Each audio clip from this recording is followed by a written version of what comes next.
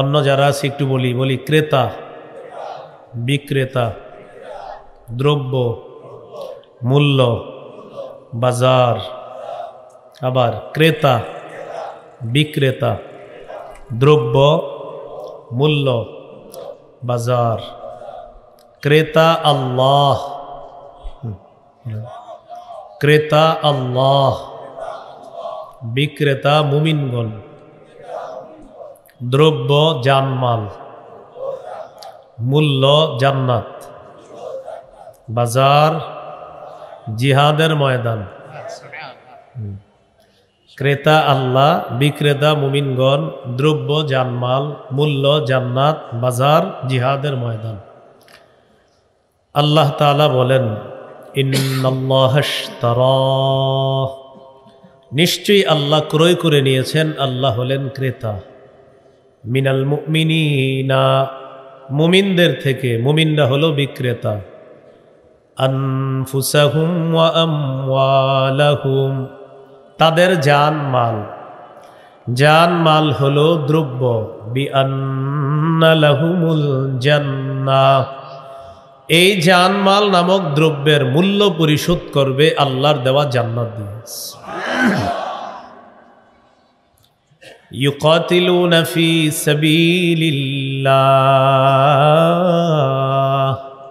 ফায়াকতুলুনা ওয়া ইউকতালুন, তারা আল্লাহর রাস্তায় লড়াই করবে, কাফেরদেরকে হত্যা করবে, নিজেরা শহীদ হবে, তারা আল্লাহর জান্নাতের মেহমান হবে, জান মালের বিনিময়ে মূল্য হিসাবে আল্লাহর দেওয়া জান্নাত তারা পেয়ে যাবে। তাহলে ক্রেতা আল্লাহ, বিক্রেতা মুমিনগণ, জানমাল দ্রব্য, জান্নাত মূল্য, বাজার জিহাদের ময়দান। জিহাদ করার নিয়ত আছে সবার?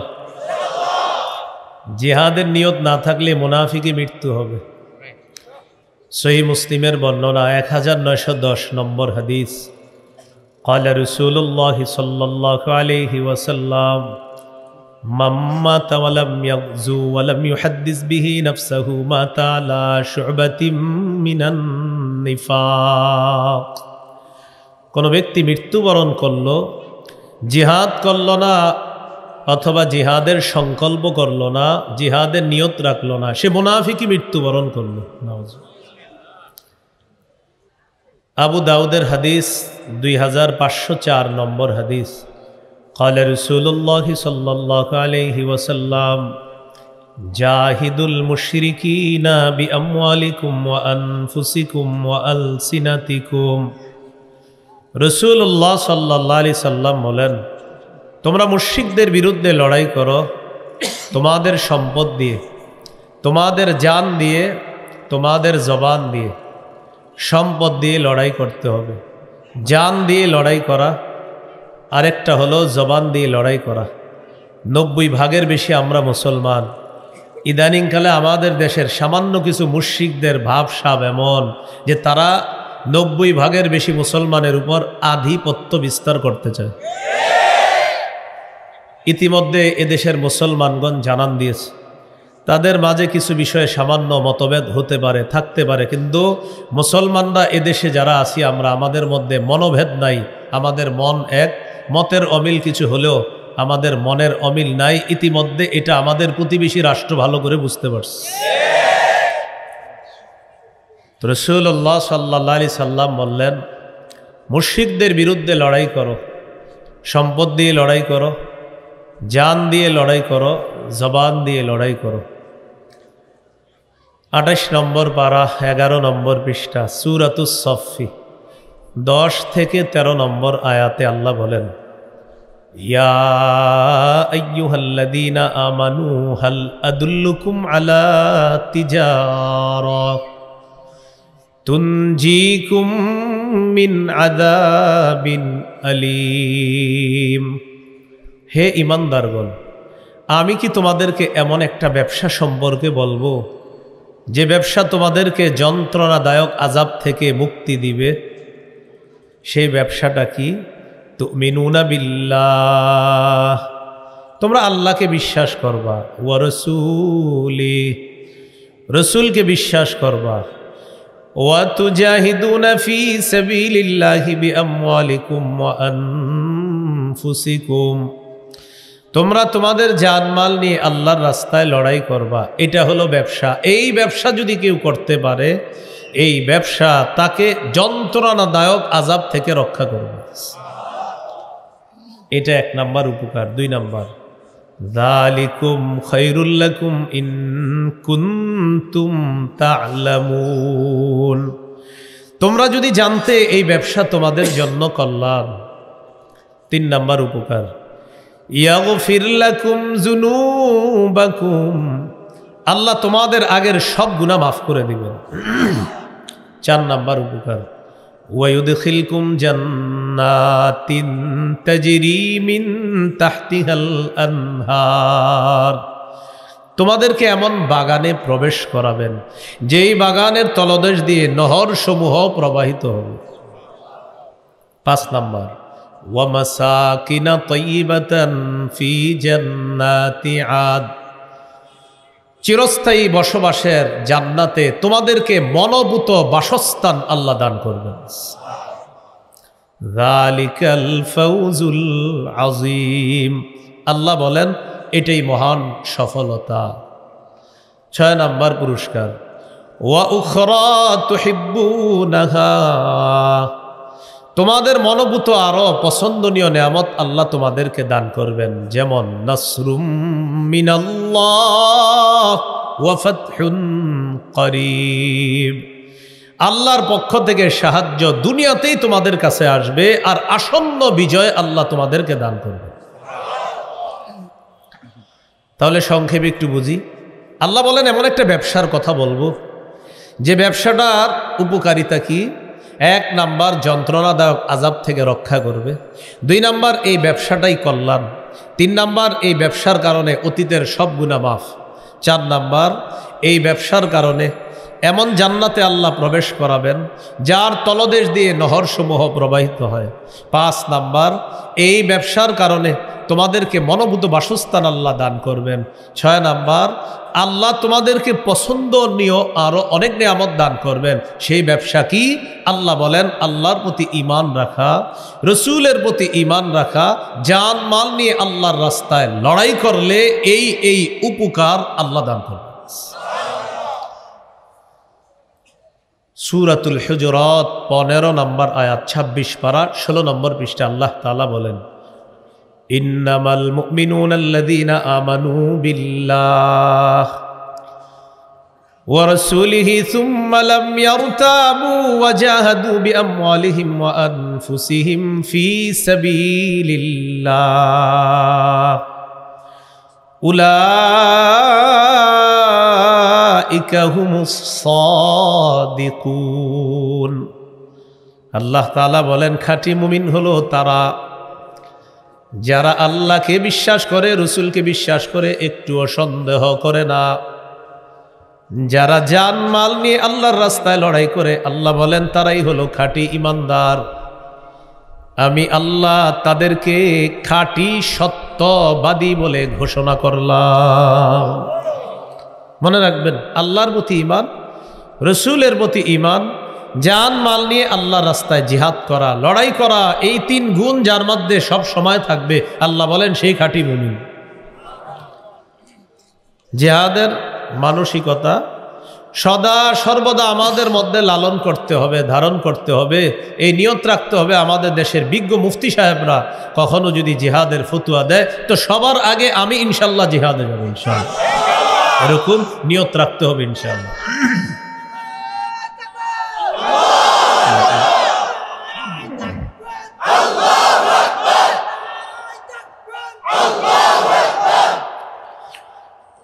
এই হলো আপনার জিহাদের মানসিকতা রাখা। এখন একটু আমার সাথে বলেন 8টি পছন্দনীয় জিনিস থেকে আল্লাহকে, রসুলকে, জিহাদকে সবচেয়ে বেশি ভালোবাসতে হবে। কয়টি পছন্দনীয় জিনিস থেকে?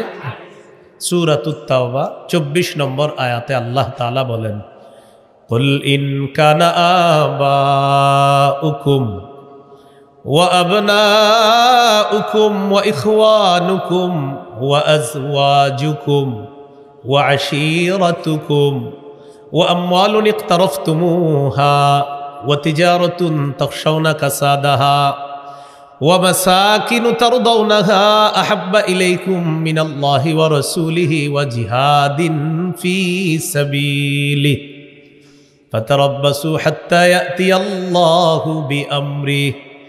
আল্লাহ তাআলা বলেন, যদি তোমাদের মা বাবা, যদি তোমাদের সন্তান, যদি তোমাদের ভাই বোন, যদি তোমাদের স্ত্রী, যদি তোমাদের পরিবার, যদি তোমাদের সম্পদ, যদি তোমাদের ব্যবসা, যদি তোমাদের প্রিয় বাসস্থান, কয়টা হলো?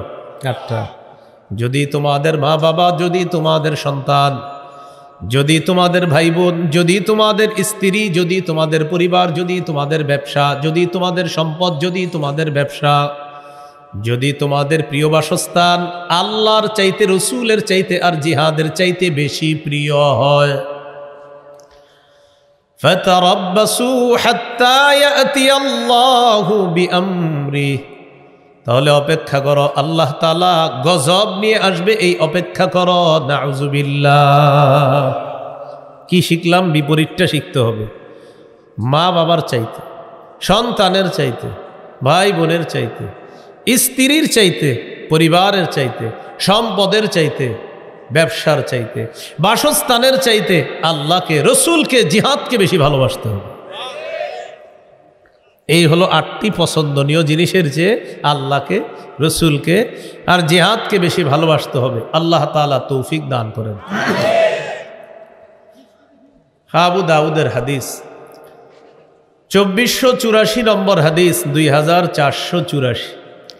قال رسول الله صلى الله عليه وسلم لا تزال طائفة من أمتي يقاتلون على الحق ظاهرين على من ناوأهم حتى يقاتل آخر أمتي المسيح الدجال।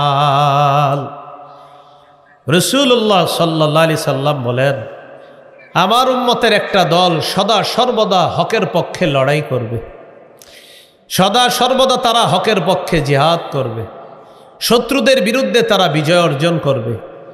এইভাবে চলতে চলতে আমার উম্মতের সর্বশেষ দলটি দাজ্জালের বিরুদ্ধে লড়াই করবে আর আল্লাহ তাদেরকে বিজয় দান করবে। আবু দাউদের হাদিস 2532 নম্বর হাদিস, 2532। এই হাদিসটি পুরাটা মন দিয়ে শোনেন, শেষের দিকে যে অংশটা এটা ভালো করে শোনেন। কি বলে দেখেন? قال رسول الله صلى الله عليه وسلم ثلاثة من أصل الإيمان। নবীজি বলেন, ঈমানের মূল বিষয় 3টা। 1 নাম্বার আল কাফু আম্মান ক্বালা লা ইলাহা ইল্লাল্লাহ। যে ব্যক্তি বলে লা ইলাহা ইল্লাল্লাহ, তাকে কথার কষ্ট দেওয়া যাবে না, কর্মের কষ্ট দেওয়া যাবে না। এইটা 1 নাম্বার। 2 নাম্বার ওয়ালা নুকাফিরুহু বিযামবিন। যেই ব্যক্তি বলে লা ইলাহা ইল্লাল্লাহ, কোনো গুনাহের কারণে তাকে আমরা কাফের বলবো না। একটা গুনাহ করলো সে আর কাফের বলে দিলাম, এমনটা করব না।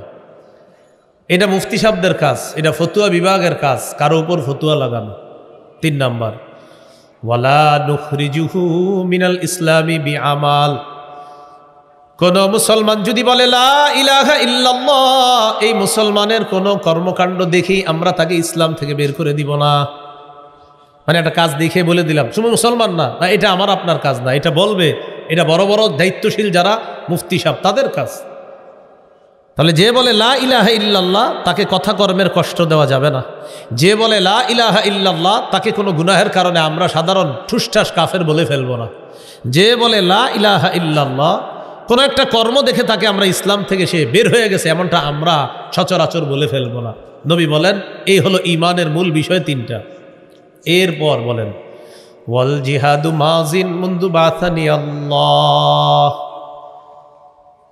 আমাকে আল্লাহ যেদিন থেকে নবী বানিয়েছেন সেদিন থেকে জিহাদ জারি আছে, এটা চালু থাকবে, এটা অব্যাহত থাকবে। ইলা আইয়ুকাতিলা আখির উম্মতি আল মাসিহ আদ-দাজ্জাল। আমার উম্মতের সর্বশেষ দলটি দাজ্জালের বিরুদ্ধে লড়াই করা পর্যন্ত জিহাদের বিধান চালু থাকবে, বলবৎ থাকবে। শেষে কি বলে দেখেন, লা ইউবতিলুহু জাওরু জাইরিন ওয়ালা আদলু আদিল।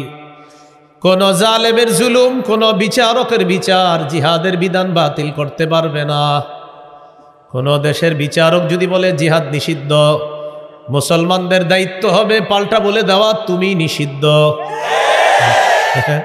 কোন বিচারক যদি বলে জিহাদ নিষিদ্ধ, মুসলমানরা কি বলবে? তুমি নিষিদ্ধ। কারণ কেউ বললেও নিষিদ্ধ হবে না। রাসূল সাল্লাল্লাহু আলাইহি ওয়াসাল্লাম বলে দিয়েছেন, লা ইউবতিলুহু জাওরু জাইরিন ওয়ালা আদলু আদিলিন। জিহাদের বিধান লা ইউবতিলুহু বাতিল করতে পারবে না। ফাইল হলো জাওরু জাইর, কোন জালেমের জুলুম জিহাদের বিধানকে বাতিল করতে পারবে না। ওয়ালা আদলু আদিল, কোন বিচারকের বিচার জিহাদের বিধানকে বাতিল করতে পারবে না। জিহাদ আছে, জিহাদ চলবে, এটা পবিত্র বিধান। সন্ত্রাস এটা অপবিত্র, জিহাদ এটা পবিত্র। সন্ত্রাস নামক অপবিত্র কর্মকাণ্ড নির্মূল করার সর্বশ্রেষ্ঠ পবিত্র বিধানের নাম জিহাদ। সন্ত্রাস আর জিহাদ সম্পূর্ণ আলাদা, বুঝতে হবে। এটা শিখাইবেন বাচ্চারা ছোটবেলা থেকে। জিহাদ পবিত্র, সন্ত্রাস অপবিত্র, শিখাতে হবে বাচ্চাদেরকে। মুসলমান মা বোনরা সন্তানকে ছোটবেলা থেকে শিখাতে হবে। আল্লাহ আমাদেরকে কথাগুলা বোঝার তৌফিক দান করে। তাহলে সবার জিহাদের নিয়ত আছে ইনশাআল্লাহ। না থাকলে কি মৃত্যু হবে? আল্লাহ আমাদেরকে হেফাজত করেন। আবু দাউদের বর্ণনা 1449 নম্বর হাদিস, 1449 নম্বর হাদিস। এই হাদিসের বর্ণনাকারী আব্দুল্লাহ ইবনে হুবশিগিল খাসআমি রাদিয়াল্লাহু তাআলা তিনি বলেন, আন্না রাসূলুল্লাহ সাল্লাল্লাহু আলাইহি ওয়াসাল্লাম সুইলা আইয়ুল আমালি আফজালু ইয়া রাসূলুল্লাহ। ইয়া রাসূলুল্লাহ, আল্লাহর কাছে সবচেয়ে শ্রেষ্ঠ আমল কোনটি আপনার কাছে জানতে চাই। নবীজি বলেন, তুলুল কিয়াম, লম্বা সময় নামাজে দাঁড়িয়ে থাকা, এটা হলো শ্রেষ্ঠ আমল। লম্বা সময় নামাজে দাঁড়িয়ে থাকা শ্রেষ্ঠ আমল। এই জন্য জোহরের আগে মসজিদে ঢুইকা যখন দেখবেন এখন নামাজের আছে আর 2 মিনিট, কয় মিনিট, এরপরে অনেকে দেখবেন আল্লাহু আকবার, জামাতের আছে 2 মিনিট, আল্লাহু আকবার বলে উনি 2 মিনিটে প্যাকেজ 4 রাকাত পরে আপনার বুঝাই দিবে, আমি বাপের বেটা 2 মিনিট 4 রাকাত পারলে তুমি দেখাও। আপনাকে দেখাই দিবে 2 মিনিটে কয় রাকাত? 4 রাকাত দেখায়। আর 4 রাকাত পড়ার পর আবার তাসবিহও পড়বে, আস্তাগফিরুল্লাহ আস্তাগফিরুল্লাহ আস্তাগফিরুল্লাহ, এগুলা পড়ে আপনারা দেখাই দিবে। তো এইরকম করা যাবে না কিন্তু। হ্যাঁ, সুন্নত পড়তে পারেন নাই, বাস ফরজটা পড়েন, পড়ার পর 2 রাকাত সুন্নত পড়বেন, এরপর আগের বকেয়া 4 রাকাত ওই 2 রাকাত সুন্নত পড়ার পর পড়ে নেবেন। এইভাবে আমরা নামাজ সবচেয়ে ধীরস্থিরভাবে পড়ার চেষ্টা করব। আল্লাহ তৌফিক দান করেন। সহিহ বুখারীর বর্ণনা 757 নম্বর হাদিস। এক সাহাবীকে রাসূল সাল্লাল্লাহু আলাইহি সাল্লাম শিখিয়ে দিয়েছেন, 1 রাকাত নামাজ শিখিয়ে দিয়েছেন। দেওয়ার পর বললেন, এই 1 রাকাত তোমাকে শিখাইয়া দিলাম, এইভাবে তুমি সব নামাজ পড়বা, তাহলে এটার নাম হবে নামাজ। আল্লাহ তাআলা আমাদেরকে সর্বোচ্চ গুরুত্ব সহকারে ইসলামের শ্রেষ্ঠ বিধান নামাজটা যেন আমরা আদায় করতে পারি, আল্লাহ তৌফিক দান করেন।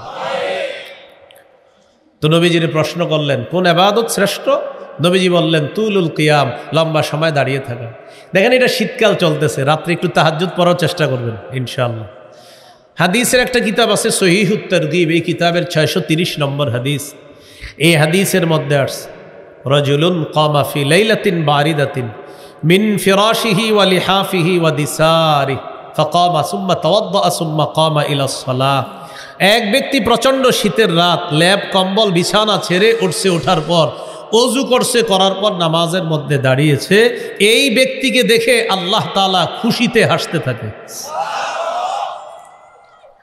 ফেরেশতাদেরকে আল্লাহ বলে, মা হামালা আবদি হাদা আলা মা সানাআ। আচ্ছা, আমার বান্দা যে এই শীতের রাতে নামাজে দাঁড়িয়েছে, কেন দাঁড়িয়েছে? তো ফেরেশতারা জবাব দেয়, রাজা মা ইনদাক ওয়া শাফকাতাম মিম্মা ইনদাক। আল্লাহ আপনার কাছ থেকে পাওয়ার আশায় আর আপনার আযাবের ভয়ে আপনার সামনে দাঁড়িয়েছে। আল্লাহ তাআলা বলেন, আতাইতুহু মা রাজা ওয়া আম্মানতুহু মিম্মা ইয়াখাফ। সে যে আশায় দাঁড়িয়েছে তোমরা সাক্ষী থাকো, আমি তাকে দিয়ে দিলাম। সে যে ভয়ে দাঁড়িয়েছে সাক্ষী থাকো, সেই ভয় থেকে আমি তাকে নিরাপত্তা দান করলাম। মাজমাউজ জাওয়ায়েদ 2 নম্বর খণ্ড 258 নম্বর পৃষ্ঠা। একজনের সুন্দরী স্ত্রী আছে আর নরম বিছানা আছে। ওয়াল্লাযী লাহু ইমরাআতুন হাসানাতুন ওয়া ফিরাশুন লাইয়িন, কারো সুন্দরী স্ত্রী আছে, নরম বিছানা আছে। রাত 3টা-4টা বাজে ঘুম ভাঙছে, ভাঙার পর দেখে স্ত্রী ঘুমায়, আশেপাশে মিরপুর 1 নম্বরের সব মানুষগুলা ঘুমায়। যদিও 1 নম্বরেও 3টা-4টাও আপনি অত ঘুমন্ত মানুষ পাবেন না, অনেক জাগ্রতও পাবেন।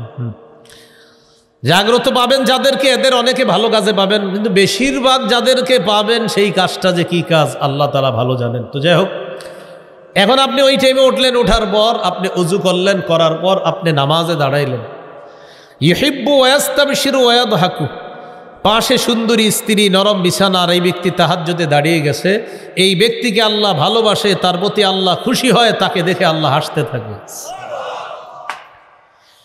তো সাহাবী প্রশ্ন করলেন, হুজুর আল্লাহর কাছে শ্রেষ্ঠ ইবাদত কোনটা? নবী বললেন, তুলুল কিয়াম, লম্বা সময় নামাজে দাঁড়িয়ে থাকা। কিলা ফাআইয়ুস সাদাকাতি আফযালু ইয়া রাসূলুল্লাহ, আল্লাহর কাছে সবচেয়ে শ্রেষ্ঠ সদকা কোনটা? নবীজি বললেন, জাহাদুল মুকিল্লি, কোনো ব্যক্তি উপার্জন করার পর কষ্টার্জিত উপার্জন থেকে সে সামান্য সদকা করা, এই সদকা আল্লাহর কাছে শ্রেষ্ঠ সদকা বলে গণ্য হয়ে যায়।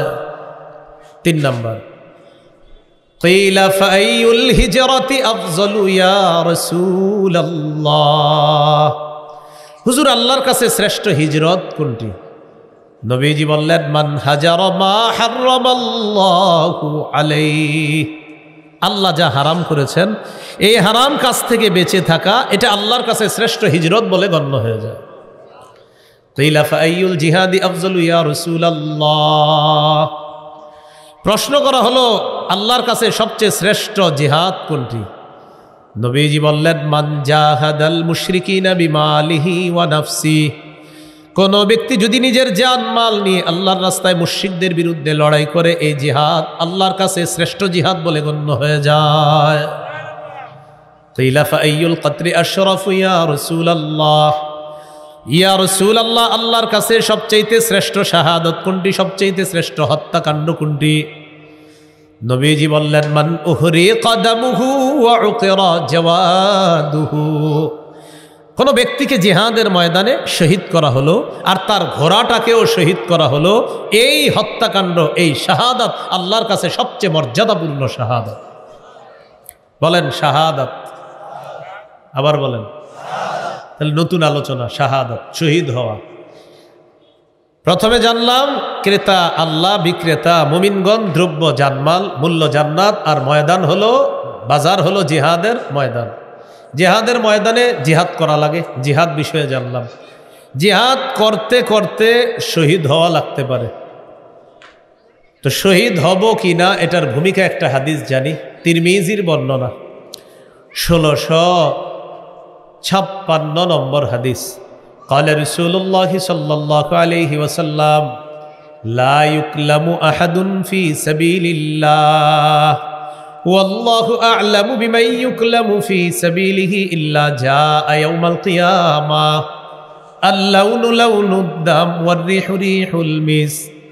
কোন ব্যক্তি আল্লাহর রাস্তায় জিহাদ করার জন্য গেছে, আঘাত লাগছে শরীরের মধ্যে, এই আঘাত লাগার কারণে কিয়ামতের ময়দানে এই ব্যক্তি যখন আল্লাহর সামনে যাবে, তার রং হবে রক্তের রং, আর তার শরীর থেকে মেশক আম্বরের ঘ্রাণ বের হবে।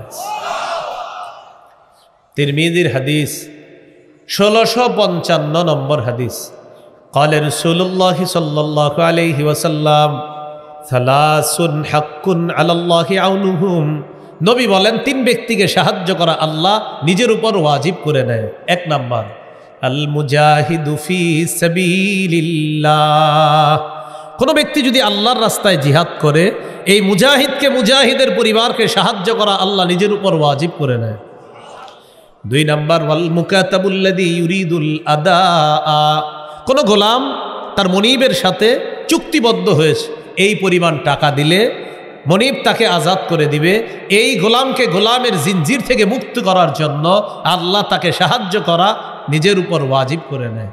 3 নাম্বার, ওয়ান্নাকিহুল্লাযী ইউরিদুল আফাফা, যে ব্যক্তি বিয়ের মাধ্যমে নিজেকে পুত পবিত্র করতে চায়, আল্লাহ তাআলা তাকে সাহায্য করা নিজের উপর ওয়াজিব করে নেয়। এই তিন ব্যক্তির একজন হলো আল্লাহর রাস্তার মুজাহিদ। তো জিহাদে গেলে শরীরে আঘাত লাগতে পারে, আবার যদি নসিব ভালো হয় শাহাদাতের মর্যাদাও লাভ করতে পারি। আল্লাহ তাআলা তৌফিক দান করেন। সহিহ বুখারীর বর্ণনা 3123 নম্বর হাদিস। عن أبي هريرة رضي الله تعالى عنه قال قال رسول الله صلى الله عليه وسلم تكفل الله لمن جاهد في سبيل الله لا يخرجه إلا الجهاد في سبيله وتصديق كلماته بأن يدخله الجنة أو يرجعه في مسكنه الذي خرج منه ما نال من أجر أو غنيمة। এক ব্যক্তি জিহাদে বের হয়েছে, জিহাদে বের হওয়ার পর আল্লাহর রাস্তায় লড়াই করতেছে। আল্লাহর রাস্তায় লড়াই করতেছে, তার শুধুমাত্র নিয়ত আল্লাহ আমি তোমাকে খুশি করার জন্যই জিহাদে আসছি, আল্লাহ তুমি পুরস্কার দিবা এই আশায় জিহাদে আসছি। আল্লাহ দায়িত্ব নিয়ে নেয়, হয়তো তাকে শহীদ করে জান্নাতে পৌঁছায়া দিবে, অথবা গাজী বানিয়ে প্রচুর গনিমতের মাল সম্পদ সহ তার বাড়িতে আল্লাহ তাকে ফিরাইয়া দিবে। তাহলে একটা হলো শহীদ আর একটা হলো গাজী। সহিহ মুসলিমের বর্ণনা 1878 নম্বর হাদিস। قال رسول الله صلى الله عليه وسلم مثل المجاهد في سبيل الله كمثل الصائم القائم القانت بآيات الله لا يفتر من صيام ولا صلاة। এটা একটু তাকান, দেখেন আল্লাহু আকবার। এক ব্যক্তি রোজা রাখছে, নামাজে আছে, তেলাওয়াত করতেছে। আবার বলছি আমি নামাজে আছি, আমি রোজাদার, আমি নামাজে আছি, আমি তেলাওয়াত করতেছি, আমি ক্লান্ত হই না, নামাজ পড়তেও ক্লান্ত হই না, রোজা রাখতেও আমার ক্লান্তি লাগে না, তেলাওয়াত করতেও আমার ক্লান্তি লাগে না। নবীজি বলেন ক্লান্তিহীন রোজাদার, ক্লান্তিহীন নামাজ আদায়কারী, ক্লান্তিহীন তেলাওয়াতকারী এই ব্যক্তির যেমন সওয়াব, মুজাহিদ আল্লাহর রাস্তায় পা রাখার সাথে সাথে হাত্তা ইয়ারজিআল মুজাহিদু ফি সাবিলিল্লাহ, মুজাহিদ আল্লাহর রাস্তায় পা রেখে ফিরে আসার আগ পর্যন্ত তার আমল নামায় ক্লান্তিহীন রোজাদার, ক্লান্তিহীন সালাত আদায়কারী আর তেলাওয়াতরত ব্যক্তির যেই পুরস্কার, আল্লাহ মুজাহিদের আমল নামায় ফিরে আসার আগ পর্যন্ত এই পুরস্কার তার আমল নামায় লিপিবদ্ধ চলতেই থাকে। তাহলে জিহাদের নিয়ত আছে ইনশাআল্লাহ। আঘাত লাগতে পারে, নিয়ত আছে ইনশাআল্লাহ। শহীদ হওয়া লাগতে পারে, নিয়ত আছে ইনশাআল্লাহ। আল্লাহ তৌফিক দান করেন। তিরমিজির হাদিস 1661 নম্বর হাদিস, 1661। قال رسول الله صلى الله عليه وسلم ما من أحد من أهل الجنة يسره أن يرجع إلى الدنيا غير الشهيد। নবীজি বলেন জান্নাতের মধ্যে যারা আছে তারা কেউ দুনিয়াতে আসতে চাইবে না শুধু শহীদ ছাড়া। শহীদ বারবার দুনিয়াতে আসতে চাইবে। সুবহানাল্লাহ। فإنه يحب أن يرجع إلى الدنيا ويقول حتى أقتل 10 مرات। শহীদ বারবার দুনিয়াতে আসতে চাইবে আর বলবে আমাকে আবার শহীদ করা হোক, আবার আমাকে জিন্দা করা হোক, আবার আমাকে শহীদ করা হোক, আবার আমাকে জিন্দা করা হোক। এইভাবে যদি আমাকে 10-12 শহীদ করা হয় আমি বারবার শহীদ হওয়ার জন্য প্রস্তুত। কেন? নবীজি বলেন মিম্মা ইয়ারা মিম্মা আতাহুল্লাহু মিনাল কারামা। আল্লাহ শহীদকে যেই পুরস্কার দান করেছেন এই পুরস্কার শহীদ পাওয়ার পর শহীদ বারবার চাইবে আল্লাহ আমি দুনিয়াতে আবার যাব, আবার শহীদ হব, আবার পুরস্কার নিব, আবার যাব, আবার শহীদ হব, আবার পুরস্কার নিব। বাবু 10-12 যদি শহীদ করো আমি রাজি আছি, আমি বারবার তোমার কাছে পুরস্কার নিতে চাই। এবার আমার দিকে একটু তাকান। এই দেখেন এই যে হজরতরে চিমটি কিন্তু দিব না আপনি, আপনি আবার সবাই বুঝেন না দিছি। হ্যাঁ আমি মানে চিমটির অভিনয় করতেছি, আপনার দিব না। তো এইভাবে একটা চিমটি দিলাম তো হালকা চিমটির মতো একটা আঘাত লাগছে এরকম। নবীজি বলেন যে শহীদ হয়, শহীদ শুধু এতটুকুই ব্যথা উপলব্ধি করতে পারে, এই হালকা একটু লাগছে বাস শহীদ। তো রাসূলুল্লাহ সাল্লাল্লাহু আলাইহি সাল্লাম তিরমিজির বর্ণনায় বলে দিলেন যে শহীদ এত পুরস্কার পায়, তাই তার মনে হবে আমি যদি আবার যাই তো আবার এই পুরস্কার আমি নেওয়ার জন্য দুনিয়াতে যাব। সুবহানাল্লাহ। সূরা আলী ইমরান 169 নম্বর আয়াত। এই আয়াত আল্লাহ কেন নাজিল করলেন প্রেক্ষাপটটা শুনেন। প্রেক্ষাপটটা আবু দাউদের 2520 নম্বর হাদিসে আছে, 2520 নম্বর হাদিসে সূরা আলী ইমরানের 169 নম্বর আয়াত নাজিলের প্রেক্ষাপট আছে।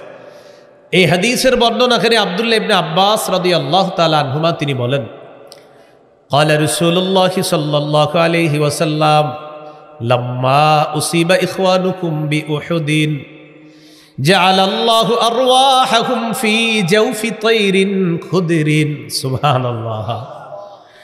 উহুদের যুদ্ধে তোমাদের যে ভাইয়েরা শহীদ হয়েছে তাদের আত্মাগুলা আল্লাহ তাআলা সবুজ পাখির পেটের মধ্যে ঢুকিয়ে দিস।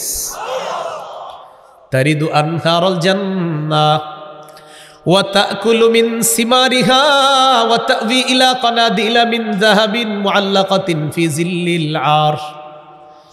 শহীদের আত্মাগুলা সবুজ পাখির মধ্যে দেওয়ার পর এই পাখিগুলা জান্নাতের নদী নালা ঝর্ণা এর উপর উড়ে বেড়ায় আর জান্নাতের ফলমূল খেয়ে বেড়ায়।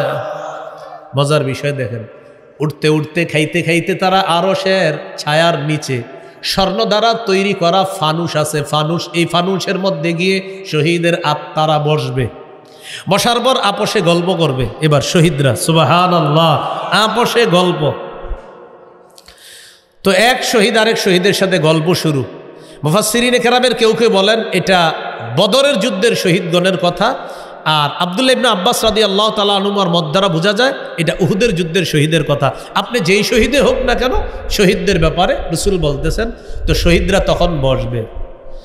বসার পর ফালাম্মা ওয়াজাদু তিবা মাকালিহিম ওয়া মাশরাবিহিম ওয়া মাকিলিহিম, শহীদরা যখন তাদের মনোপুত খাদ্য, মনোপুত পানীয়, মনোপুত বাসস্থান পেল, তখন এক শহীদ আরেক শহীদরে তারা বলা বলি করবে। কি বলবে দেখেন, মাইয়ুবাল্লিগু আন্না ইখওয়ানানা আন্না আহইয়াউন নুরজাকু।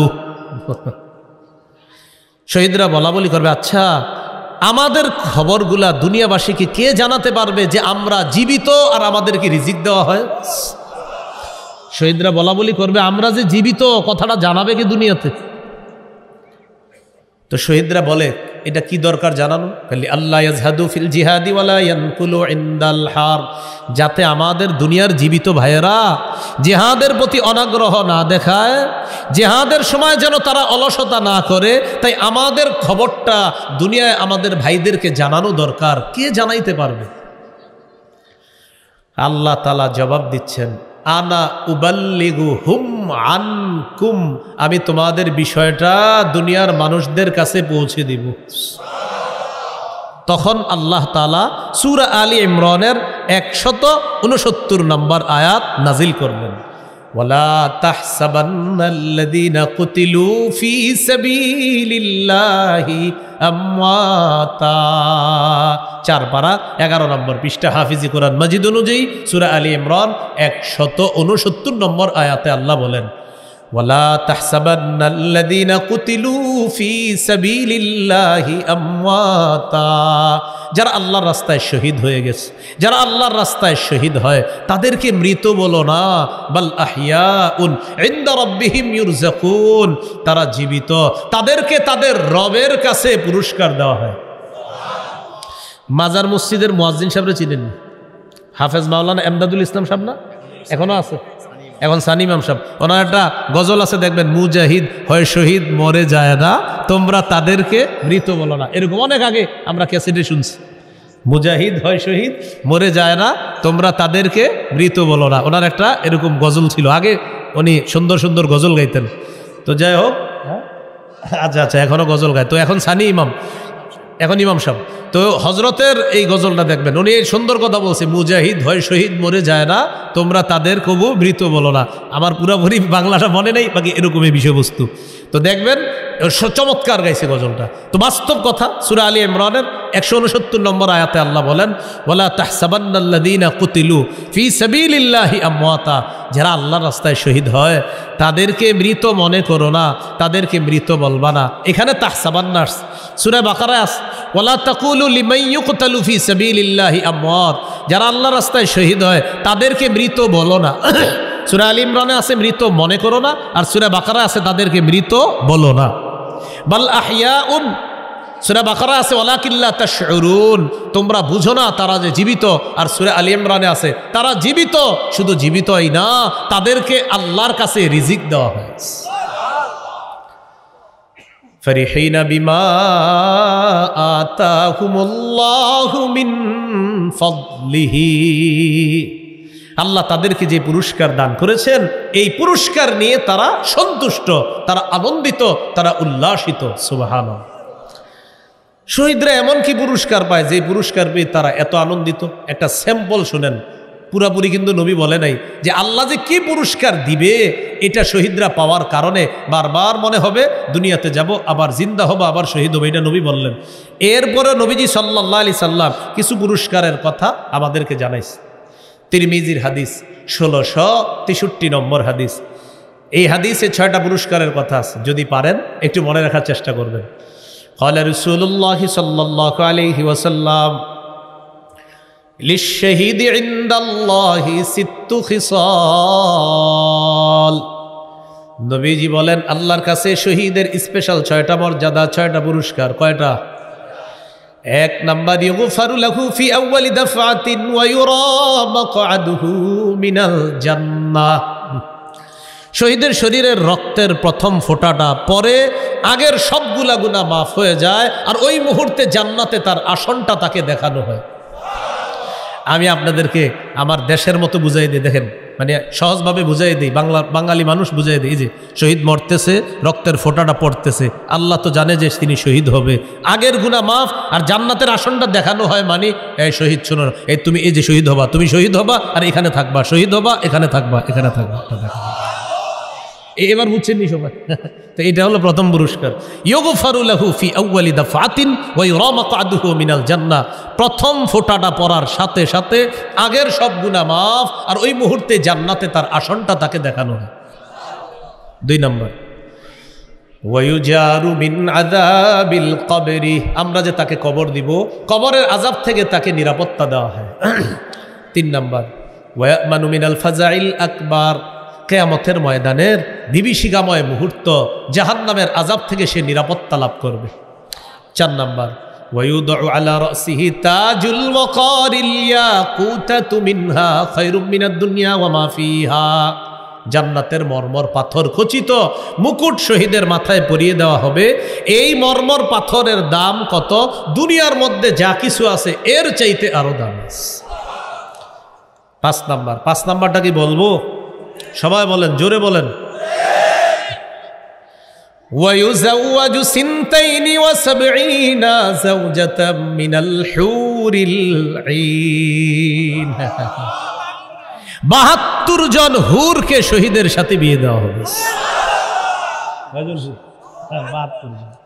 6 নম্বর, ওয়ায়ুশাফাউ ফি সাবঈনা মিন আকারিবিহি, শহীদের নিকট আত্মীয়দের মধ্যে কমপক্ষে 70 জনের ব্যাপারে তার সুপারিশ গ্রহণ করা হবে, আল্লাহর কাছে গ্রহণ করা হবে, তার সুপারিশ গৃহীত হবে 70 জনের ব্যাপারে। এই 6টা পুরস্কার।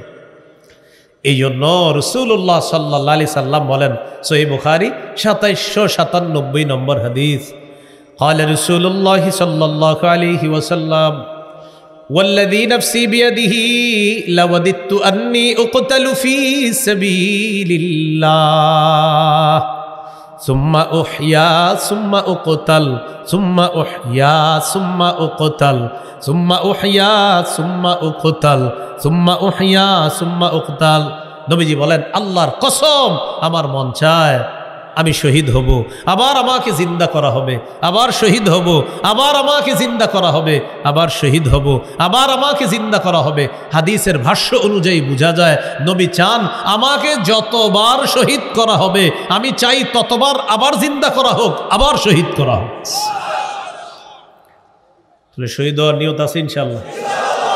তো 3টা আলোচনা শিখলাম এ পর্যন্ত। কয়টা? 1 নাম্বার বাজার, জিহাদের ময়দান। 2 নাম্বার জিহাদ, 3 নাম্বার শহীদ। জিহাদের ময়দানে নেতৃত্ব দেওয়ার জন্য একজন আমির লাগবে। কি লাগবে? হ্যাঁ বলেন আল্লাহ। এমন একজন শাসক দিয়ে দেন, যেই শাসক দেশ পরিচালনা করবে, পাশাপাশি জিহাদেরও নেতৃত্ব দিবে। এমন একজন শাসক আল্লাহর কাছে চাইতে হবে। সূরা হজের 41 নম্বর আয়াতে আল্লাহ বলেন, আল্লাযীনা ইম্মাক্কান্নাহুম ফিল আরদি আকামুস সালাহ ওয়া আতাউয যাকাহ ওয়া আমারু বিল মা'রুফি ওয়া নাহাউ আনিল মুনকার। আল্লাহ তাআলা বলেন, যাদেরকে আমি জমিনের শাসন ক্ষমতায় বসাই তাদের কাজ হবে 4টা। 1 নাম্বার নামাজ কায়েম করবে, 2 নাম্বার যাকাতের বিধান চালু করবে, 3 নাম্বার নেক কাজের আদেশ করবে, সৎ কাজের আদেশ করবে, 4 নাম্বার অসৎ কাজ থেকে নিষেধ করবে। আমরা বারবার ঘুরিয়ে ফিরে যাদেরকে বসাই তাদের মধ্যে এই 4টা নাই। কি ঠিক? কি ঠিক? আপনারাই তো আবার এটা গিয়ে করেন। হ্যাঁ এটাও ঠিক, সবই ঠিক। এবার সিদ্ধান্ত নিতে হবে, আর ভুল করা যাবে না। ইসলামী মাইন্ডের যারা আমরা আছি, আমাদের এবার যদি ভুল হয়ে যায় আগামী 50 বছর আর চান্স পাওয়া যাবে না। এটা একটা সুযোগ চলতেছে। এই জন্য এই সুযোগ, আমি ছোট কম বয়স আমার এখনো, আমি ছোট মানুষ হিসাবে বলছি, কেন জানে আমার মনে হচ্ছে এই সুযোগ হাতছাড়া হলে আল্লাহ জানে আর 50 বছরে পাওয়া যায় কিনা। এরপরেও বড়রা তারা আরো অভিজ্ঞ মতামত পেশ করবে, তারা আমার চেয়ে অবশ্যই তারা অভিজ্ঞতা সম্পন্ন মানুষ, তাদের মতামত আরো সুন্দর হবে। আমার মনে হচ্ছে কাঁচা বুদ্ধিতে মনে হচ্ছে আর এই চান্স এত সহজে পাওয়া যাবে না। পাওয়া যাবে না বলতে পেতে দিবে না অন্যরা। এই সুযোগটা আমরা কাজে লাগাইতে হবে। এই জন্য বলেন আল্লাহ, বাংলাদেশে শরিয়া আইন চাই। শরিয়া আইন চায় না তারা কোনো না কোনো অপরাধে অপরাধী যারা। শরিয়া আইন চায় না তারা কোনো না কোনো অপরাধে অপরাধী যারা। চোর শরিয়া আইন চাইবে না, হাত কাটা যাবে। দর্শক শরিয়া আইন চাইবে না, পাথর মারা হবে অথবা দৌড়া মারা হবে। যারা নাটক সিনেমা করে তারা শরিয়া আইন চাইবে না, কোনো নারীর গায়ে অশ্লীলভাবে স্পর্শ করতে পারবে না।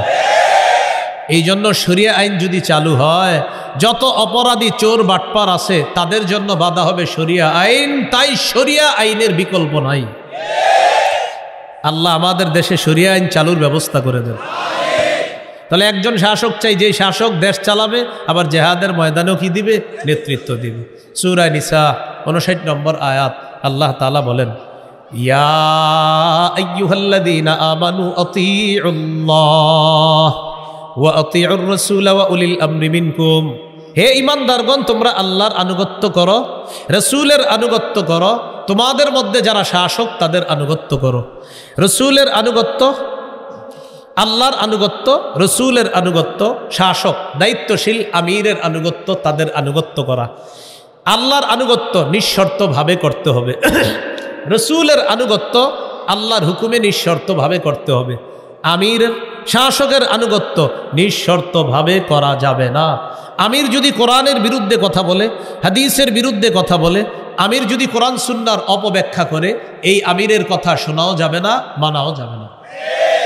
সহিহ বুখারী 7144 নম্বর হাদিসের বর্ণনা, রাসূলুল্লাহ সাল্লাল্লাহু আলাইহি সাল্লাম বলেন, السمع والطاعة على المرء المسلم فيما أحب وكره ما لم يؤمر بمعصية فإذا أمر بمعصية فلا سمع ولا طاعة। মুসলমানদের উপর ওয়াজিব আমিরকে মানা ততক্ষণ, শাসককে মানবে ততক্ষণ যতক্ষণ নাফরমানিমূলক কথা না বলা হবে। যদি নাফরমানিমূলক কথা বলা হয়, হুকুম করা হয়, আদেশ করা হয়, ফালা সামআ, এই আমিরের কথা শোনা যাবে না, ওয়ালা তাআতা, তার কথা মানাও যাবে না, ইতাআত করা যাবে না। কি করা যাবে না? হ্যাঁ জোরে বলেন, কি করা যাবে না? সহিহ বুখারী 4340 নম্বর হাদিস, আলী রাদিয়াল্লাহু তাআলা আনহুর বর্ণনা, বাসান নবী সাল্লাল্লাহু আলাইহি সাল্লাম সারিয়া, নবীজি একটা বাহিনী পাঠাইছে এক এলাকায়। ওয়াস্তামালা আলাইহিম রাজুলাম মিনাল আনসার, এক সাহাবীকে, আনসারী সাহাবীকে আমির বানায়া দিস। ওয়া আমারহুম আইয়ুতিউহু, তাদেরকে নবী বলে দিলেন আমির যা বলবে সব শুনবা। ভাই এটা মন দিয়ে শোনেন, আজকের আলোচনার সবচেয়ে গুরুত্বপূর্ণ আলোচনা এই অংশ, মন দিয়ে শোনেন। নবীজি একটা দলকে জিহাদে পাঠাইলেন, আমির বানায়া দিলেন, আর বললেন আমির যা বলবে সব শুনবা। মাশাল্লাহ, আমির সাহেব রওনা করছে তাদেরকে নিয়ে। ফাগদিবা, হঠাৎ আমির সাহেবের রাগ উঠছে। রাগ ওঠার পর আমির সাহেব সবাইকে বললেন, আলাইসা কদ আমারকুম রাসূলুল্লাহ সাল্লাল্লাহু আলাইহি ওয়াসাল্লাম আন তুতিউনি। আচ্ছা, নবী কি তোমাদেরকে হুকুম করে নাই আমাকে মানার জন্য? আমি যা বলবো সব মানবা, এটা কি নবী তোমাদেরকে বলে নাই? সবাই বললেন বালা, হ্যাঁ নবী বলছে। তো আমির সাহেব বললেন, যেহেতু নবী বলছে আমি যা বলবো সব শুনবা, তাহলে এক কাজ করো, এই যে মাউলি হাতাবা, লাকড়ি সংগ্রহ করে নিয়ে আসো। ফাজামাউলা, লাকড়ি সংগ্রহ করে এনেছে। এবার আমির সাহেব বললেন, আউকিদুহা নারা, লাকড়ির মধ্যে আগুন লাগায়া দাও। ফাউকাদুহা নারা, লাকড়িতে আগুন লাগায়া দিস। আগুন লাগানোর পর আমির সাহেব বললেন, উদখুলুহা, তোমরা সবাই আগুনে ঝাঁপ দাও। নবীজি একটা বাহিনী পাঠাইলেন, আমির নিযুক্ত করে দিলেন। বাহিনীকে বললেন, আমির যা বলবে সব শুনবা। আমির সাহেবের রাগ উঠে গেছে। রাগ উঠার পর আমির সাহেব বললেন, নবী যা বলছে তোমাদেরকে বলে নাই আমি যা বলবো তা শুনবা? হ্যাঁ নবী বলছে আমির সাহেব আপনি যা বলবেন আমরা তা শুনবো, বলেন কি করতে হবে? আমির সাহেব বললেন, তোমরা লাকড়ি সংগ্রহ করে নিয়ে আসো। এনেছে তারা। এবার আগুন জ্বালাও, জ্বালিয়েছে। এবার আমির সাহেব বললেন, সবাই আগুনে ঝাঁপ দাও। ফাহাম্মু, সবাই মানসিকভাবে প্রস্তুত, আগুনে ঝাঁপ দিবে। ঝাঁপ দেওয়ার আগে একজন আরেকজন এইভাবে ধরে, ফাজা আলা ইউমসিকু বাদুহুম বাদ, একজন আরেকজনকে এই আসলে লাভ দিমু, এই আসলে লাভ দিমু, একজন আরেকজন, মানে একজন আরেকজনকে বলতেছে। কেন? আমির সাহেব না বলছে লাভ দিতে? আরে ফাররনা মিনান নার ইলা রাসূলিল্লাহ সাল্লাল্লাহু আলাইহি ওয়াসাল্লাম, আরে আগুন থেকে বাঁচার জন্যই তো নবীর কাছে আসলাম, তার কাছে হাত রেখে বায়াত হলাম, মুসলমান হলাম, এটা আগুন থেকে বাঁচার জন্য। সেই নবী আমিরের কথা মানতে গিয়ে আগুনে ঝাঁপ দিতে বলবে, এটা কেমন জানি লাগতেছে। আসলে ঝাঁপ দিমু তো দিমু কি দিমু না, দিমু কি দিব না করতে করতে হাত্তা খামাদাতিন নার, আগুন নিভে গেছে। বলেন আলহামদুলিল্লাহ। ওয়াসাকানা গদবুহু, আমির সাহেবের রাগও ঠান্ডা হয়ে গেছে। বলেন আলহামদুলিল্লাহ। শুধু হজরত জিটটা 10 বছরেও ঠান্ডা হইল না। বুঝলাম না কি ঠিক? থামেন থামেন থামেন, না না আমি তো কিছু বলি না, এমনি বললাম একজন। হ্যাঁ, আল্লাহ ঠান্ডা করে দেখ, সারা পৃথিবীর সবাইকে আল্লাহ এক ন্যাক করে দেখ। আল্লাহ আপনি কবুল করেন। তা আগুনে ঝাঁপ দিল না, এই ঘটনা নবীজির কাছে গেছে। যাওয়ার পরে নবীজি বললেন, সর্বনাশ, লাউ দাখালুহা মা খারাজু মিনহা ইলা ইয়াউমিল কিয়ামা, তারা যদি আমিরের কথা শুই না আগুনে ঝাঁপ দিত, কিয়ামত পর্যন্ত আগুন থেকে বের হতে পারত না। হাদিসের শেষে বললেন, ইন্নামাত তাআতু ফিল মারুফ, আমিরের কথা মানতে হবে শুধু ন্যায়সঙ্গত কথা কাজে। আমির নাফরমানিমূলক কথা বললে আমিরের কথা মানাও যাবে না, শোনাও যাবে না। ওলামায়ে হক্কানি, ওলামায়ে উম্মত, লাখ লাখ আলেম যদি বলে যে ভাই অমুকের কিছু ভুল আছে, তার এই এই সিদ্ধান্তগুলা ভুল আছে, এক্ষেত্রে প্রশ্নও তোলা যাবে না। আর বাস আলেমদের কথা মেনে নেওয়াটা বুদ্ধিমানের কাজ, মেনে না নেওয়া গোমরাহি পথভ্রষ্টতার কাজ। সরাহাতান কথা ভাই। এই জন্য বুদ্ধিমানের কাজ হলো আলেমদের কথাটা মেনে নেন আপনি। আল্লাহ তৌফিক দান করেন। 4টা বিষয় শিখলাম। বাজার জিহাদের ময়দান, জিহাদের ময়দানে জিহাদ করতে হবে, জিহাদ করতে করতে শহীদ হতে হবে, এই নিয়ত রাখতে হবে। শহীদ হওয়ার নিয়ত আছে তো? ওই একটা হাদিস বলা হয় না, বলে ফেলি। সহিহ মুসলিমের 1909 নম্বর হাদিস, রাসূলুল্লাহ সাল্লাল্লাহু আলাইহি সাল্লাম বলেন, মান সাআলাল্লাহ শাহাদাতা বিসিদকিন, এই হাকিমুল উম্মত মাদ্রাসা আশেপাশে আপনার কেউ নিয়ত করছে, আল্লাহ আমি শহীদ হব, পাক্কা নিয়ত করছে। বাল্লাগাহুল্লাহু মানাজিলাশ শুহাদা ইন মাতা আলা ফিরাশি, এই ব্যক্তি এই মিরপুর এই এলাকায়ও যদি মারা যায়, তার বিছানায় মারাও যদি যায়, তো পাক্কা নিয়ত, আল্লাহ তাকে শহীদদের মর্যাদায় পৌঁছায় দিয়েছে। এগুলো 3 নাম্বার। 4 নাম্বার, একজন আমির লাগবে। আর আমির কে হবে? তো বলছিলাম একজন শাসক, যে শাসক হবে আদর্শ শাসক, ওই শাসক আমাদেরকে দেশও চালাবে, আবার জিহাদের ময়দানে নেতৃত্ব দিবে। আল্লাহ তাআলা আমাদের সকলকে যে কথাগুলো বললাম শুনলাম, আমরা সবাই যেন আমল করার তৌফিক দান করেন। হ্যাঁ হ্যাঁ, আমরা কেউ উঠবো না, উঠবো না। হ্যাঁ।